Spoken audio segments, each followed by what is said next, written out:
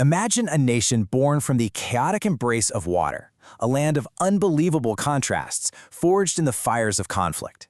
This is the story of Bangladesh, a story of survival, of innovation, and of a resilience that just seems to defy all the odds. And that brings us to a really fascinating paradox. I mean, how does a country facing such enormous challenges, from the constant threat of climate change to an almost unimaginable population density, how does it not only survive, but actually find a way to move forward? Well, the answer really starts with understanding the land itself. You see, Bangladesh is a land just full of paradoxes. And the very first one is all about scale. Try to get your head around this. A population that's bigger than Russia's, but squeezed into an area smaller than the state of Iowa. This is where our story really gets going. We're talking about over 174 million people who call this nation home. As of 2024, that actually makes Bangladesh the 8th most populous country on the entire planet. But a number that massive, well, it only tells you half the story. The other half is about the space they all live in. The country's total area is just a little over 148,000 square kilometers. Now, I know a number like that might not mean much on its own, so let's try to put it into perspective. So when you put that population and that land area together, you get a reality that is just staggering. An average of 1,165 people are packed into every single square kilometer. That makes Bangladesh the most densely populated large country in the world. And that one fact shapes absolutely every part of life there, from farming to politics. But it's not just the sheer number of people that defines this place. There's another, much more powerful force at play: water. The very existence of Bangladesh is, in a way, a gift from the massive river system that carved it out of the earth. Right here, 3 titan rivers, the Ganges, the Brahmaputra, and the Meghna, all come together to form the world's largest delta. The sediment they carry has created some of the most fertile farmland on the planet, but this incredible gift of life, it comes at a terrible price. You see, water is a double-edged sword here.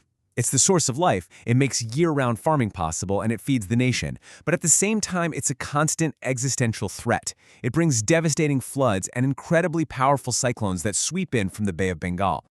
The history here is just stark. In 1991, a cyclone claimed around 140,000 lives.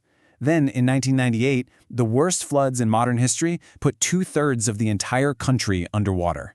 And looking ahead, with so much of the nation just a few meters above sea level, climate change isn't some distant problem. It is an immediate, everyday reality. The battle for survival in Bangladesh has really been fought on 2 fronts. One, against the forces of nature, and another, which was equally brutal, against the forces of man. A war for its very identity and its right to exist. So back when British India was partitioned in 1947, Bangladesh became East Pakistan. But here's the thing, it was geographically separated from West Pakistan, and it was culturally completely different. Tensions just simmered for decades, and they finally boiled over with the language movement in 1952, and then the ignored results of the 1970 election. It all led straight to a war for liberation in 1971. Right on the eve of his arrest, the nation's founding father, Sheikh Mujibur Rahman, he gave this defiant call to his people. And that message, it became the rallying cry for a 9-month struggle for freedom against truly immense odds. The cost of this fight was just immense. The war was devastatingly bloody. Estimates for the number of dead range from 300,000 all the way up to 3 million. The price of freedom was paid with a staggering loss of human life. And you know, winning independence wasn't the end of the struggle. The new nation was immediately thrown into crisis, facing famine, a series of violent military coups, and just deep political instability. It was like the tests of resilience just kept on coming.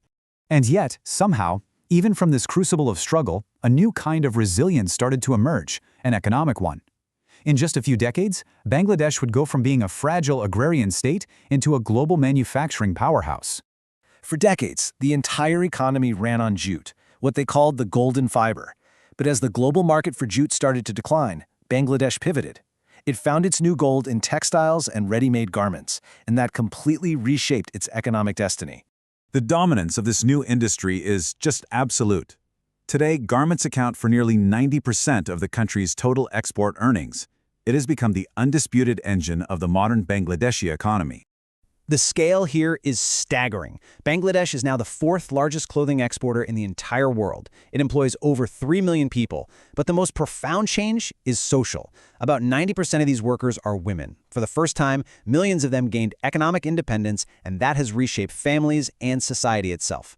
And this spirit of innovation goes way beyond factories.